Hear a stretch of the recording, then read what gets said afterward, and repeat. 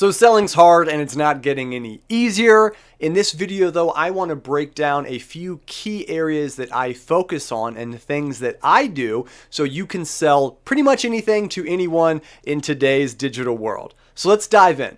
The first thing that I want to talk to you about is your mindset. Yes, it sounds simple, but it's a very important part of the equation. You have to create the foundation to sell the right way to the right buyers in today's digital world. And it starts with your mindset. So many sales reps, whether they're new to the business of selling or they've been selling for such a long time, they sometimes and oftentimes have a mindset of this is a struggle. Selling is a struggle. It is hard. People are ghosting me. They're not responding. I'm not getting the results I want, right? What if I don't hit my quota? Well, I think it starts with the mindset being wrong. And what I mean by that is that we want to change your mind and transform the way your brain thinks about selling so you don't go into it thinking it's the chore of selling, but instead it is a way for you to be a consultant. It is a way for you to solve problems and develop relationships. When you build trust and do it the right way, the selling actually becomes pretty easy. So it's very important that we go into it with the right mindset at the very beginning. A few easy ways that I do this is literally just by learning about people and getting excited to talk to them. That brings me kind of to my next point, which is reconning before action. In order to have the right mindset and solve the problems and be a consultant, you have to know who you're selling to. That takes a little bit of research, but it's not that hard and doesn't take that long to do if you do it the right way. So many reps today just go into it with a call list or they blindly dial or email. They send out these huge email blasts to everybody hoping that something will stick, and maybe in this, list of thousands of people, some will want their products or services.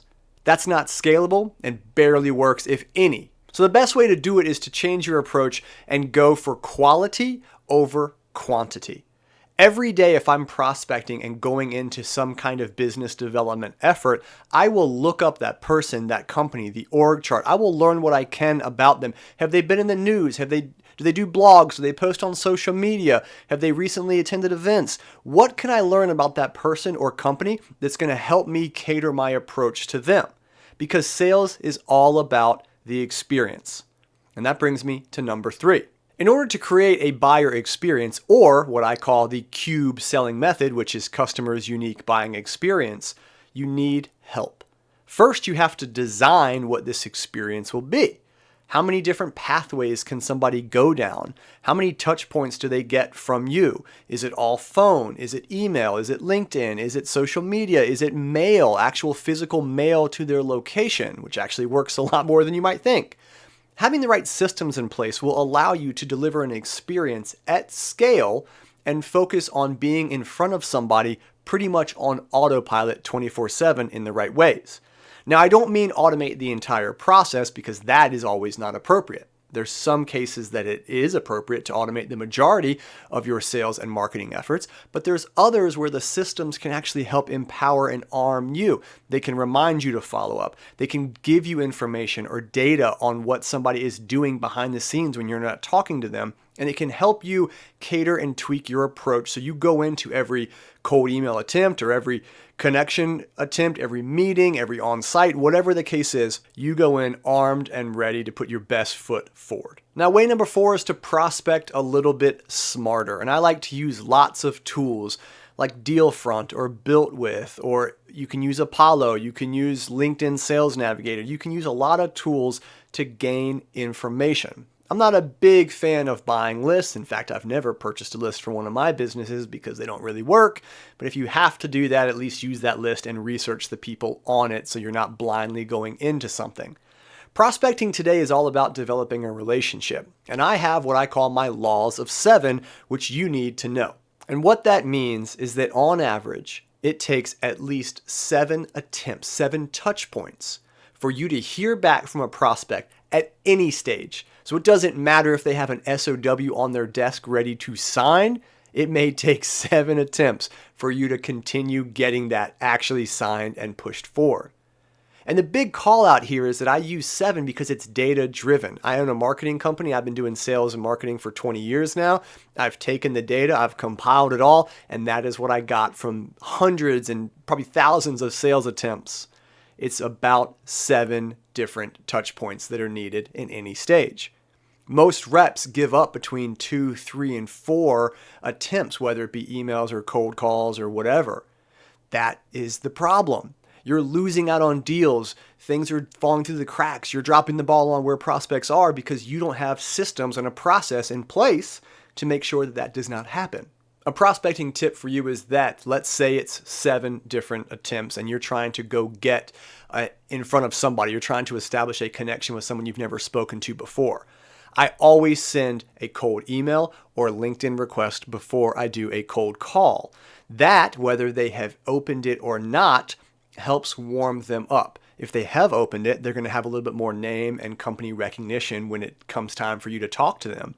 If they haven't, you can reference that. Or, hey, I sent you an email or a LinkedIn message last week. Did you see that? I really think it's a great fit to talk a little bit further, right? So those things there, just that, go in with a cold email or a cold LinkedIn message first to warm them up, and then you go on to your next touch point. You also want to be keeping track of what platforms they are using and the way they like to communicate. Do they prefer email? Do they prefer Slack or text message or social media like LinkedIn, or do they prefer the phone? Are you catering your experience to what they need? Most reps don't. So in this laws of 7, and when you're prospecting, if somebody is more responsive via email, change your approaches to email and ditch some of the other ones. Another tactic that I want to go over is how you can build rapport. There's lots of ways of doing that. I go over all of these in my sales training course, my complete course, but just for the sake of today's video, I want to touch on a few key topics. The important thing to know about rapport is that people want to do business with people who are like them. Look at any social setting. You've got groups of the same people, like-minded people together that often congregate. That's what rapport is. You feel more comfortable being around and talking to people like you. So in sales, we're generally pretty extroverted. If we go into a cold call and somebody is more low-key, you want to bring that down a little bit. If somebody is really energetic, you want to dial it up a little bit. Tone matching is super important. You can also develop rapport if you have done the recon before action, as I mentioned earlier in this video. Because when you can reference things that are important to them, or that you have noticed that you might have shared common interests, shared connections, you might live in the same areas, doesn't matter. Just the simple fact of finding ways that you can connect will go a long way in getting you further into the sales cycle.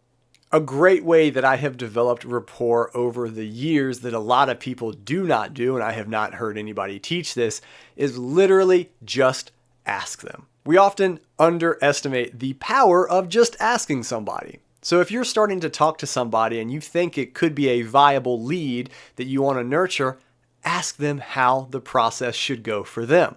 Of course, make sure you can deliver, and that's having the systems in place like CRMs and automation and processes. That's what that is, and you want to do that at scale. But if you just ask somebody, hey, I'd love to continue this conversation. How do you see this working? What experience do you need? How can I help you? And what is the best way for you to communicate? Asking is super important, and it's going to make them feel seen, heard, and valued. So I highly recommend you try by asking. As you get someone further down the funnels, you're going to have to nurture them. That is where sales and marketing need to blend, and they need to blend pretty seamlessly. You need to be able to deliver resources and value while you're nurturing that prospect. Marketing needs to do it. You need to do it. You need to make sure that it's pretty seamless, right? It's not a clunky experience.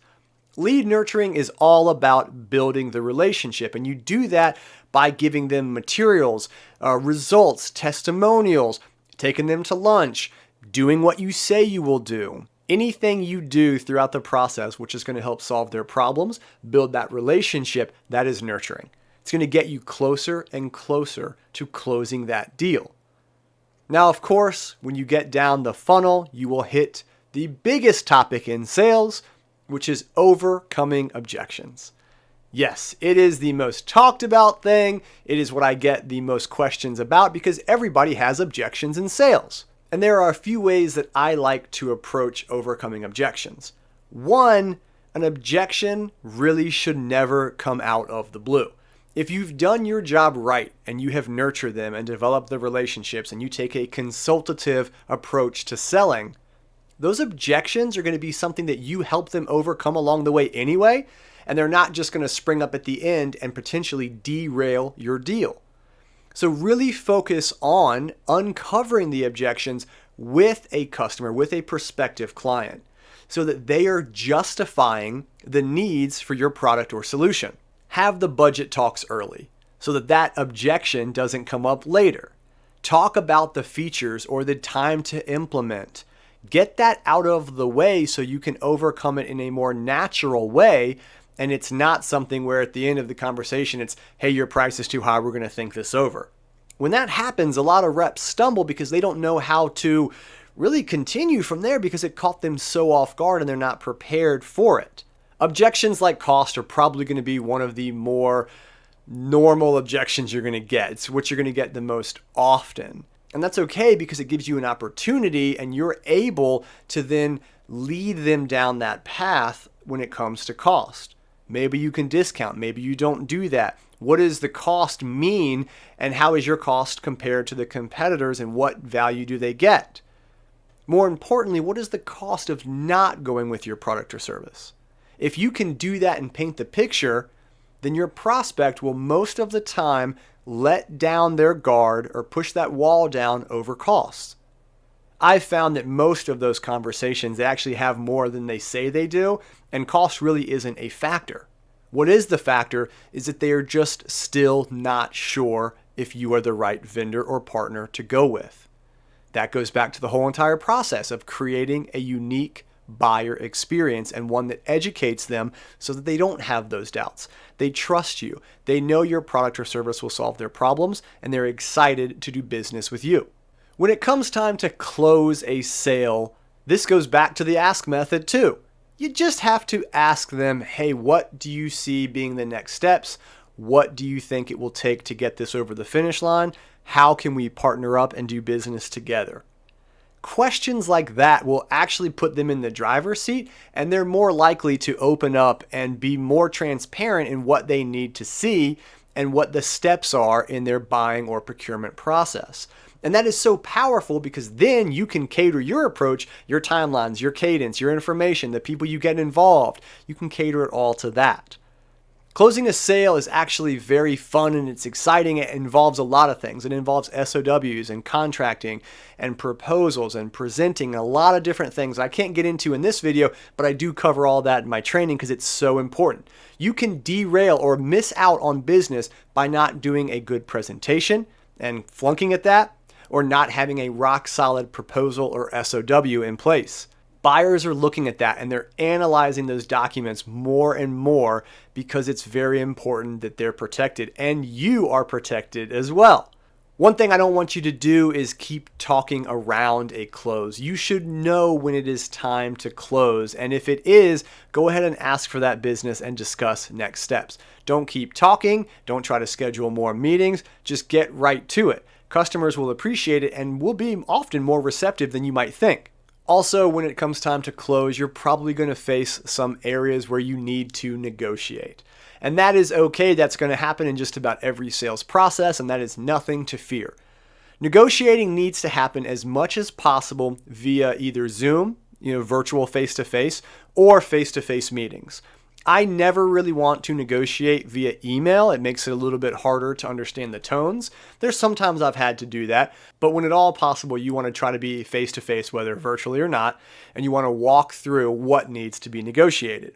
You should know where you can bend a little bit and where you can change the deliverables to make sure that you can meet that customer where they need to be. One big call out here is that you don't want to set expectations up for future business to be negotiated as well. What I mean by that is, let's say you charge $200 an hour and they need to negotiate you down to $150 an hour. I always will say, if I can do that, say, okay, for this contract, it's 6 months or annual, this is going to be your rate. However, when it comes time to renegotiate or re-up, we will be going to our current rate and there will be a price increase. What you want to do is make sure you're setting those expectations with the client so that there's no surprises or red flags later. To round this all out, you want to focus on being a consultant, a true trusted advisor, somebody that they know they can trust to decipher all of the information they have in front of them and choose the best product or service. Of course, we want that product or service to be yours, but you have to consult them to that point. Buyers today have so much information at their fingertips, and it's often information overload. If you can help them decipher everything they have done and validate the work they have done and the research they have put into it, you will automatically develop more rapport and start that relationship on the right foundation. Statistics show that more than half of buyers have already completed about half of their research before they even talk to a company or a sales rep. So when it's time to get involved, embrace that opportunity and become a consultant and a solution selling consultant. You'll go a lot further and you'll close a lot more business for today's modern buyer. I hope that helps, and I'll talk to you next time.